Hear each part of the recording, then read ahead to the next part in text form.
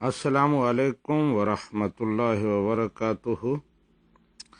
علامہ غلام مصطفیٰ صاحب نے ڈیوزبری سے سوال بھیجا ہے کہ کیا قرآن پاک پڑھنا اور اس کا ترجمہ و تفسیر سیکھنا یعنی تفصیلی علم سیکھنا ہر مسلمان کے لیے ضروری ہے؟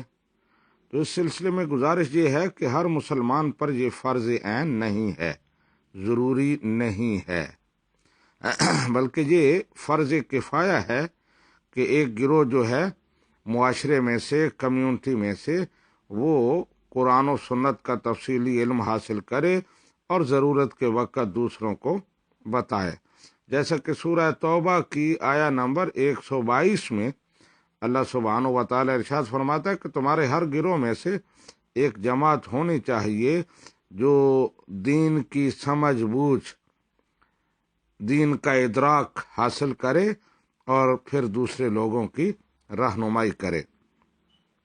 لیکن جو دین کی بنیادی ضروریات ہیں، فرض ہیں، واجب ہیں، اسلام کے ارکان ہیں، ان کا علم ہر مسلمان کے لیے ضروری ہے، فرض عین ہے۔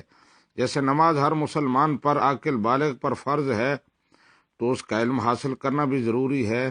اسی طرح روزے فرض ہیں تو روزوں کے مسائل اور احکام سیکھنا بھی ضروری ہیں۔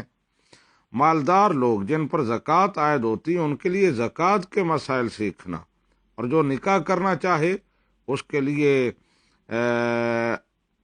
نکاح اور طلاق کے مسائل، اسی طرح حقوق زوجین کے جو مسائل ہیں وہ سیکھنا بھی ضروری ہیں۔